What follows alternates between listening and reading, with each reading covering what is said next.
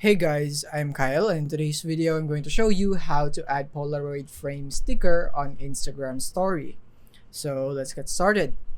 So here we are in Instagram app right here, and the first thing that you need to do before going into Instagram is to go into your app store first, and then from here we're gonna go back and gonna go for search for Instagram and tap Instagram right here, and make sure that your Instagram is up to the latest version.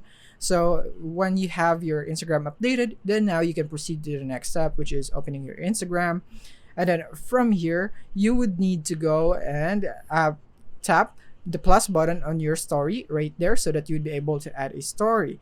So in this case, I will just be selecting a photo, maybe this one right here.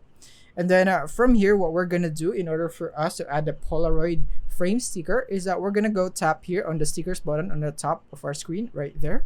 Tap on that, and then once you have this, the next thing is that you want to tap on frames, and then you want to select the photo that you want to add to the frame. So in this case, I'm just gonna go for this one again, just for an example, and then you can add a caption right here. So idea, and then you can see the date that it was taken, and so on right there, and then you can tap on done. And then from here, you can reposition your frame right here. So in this case, maybe I'll just put it right here, and then just like that. And now I can go and tap and add it to my story right there.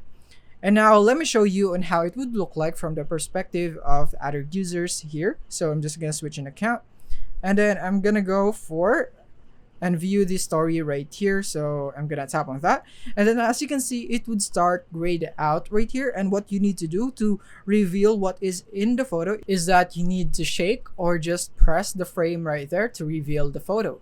And now as you can see, it has now been revealed because I tapped and shook it.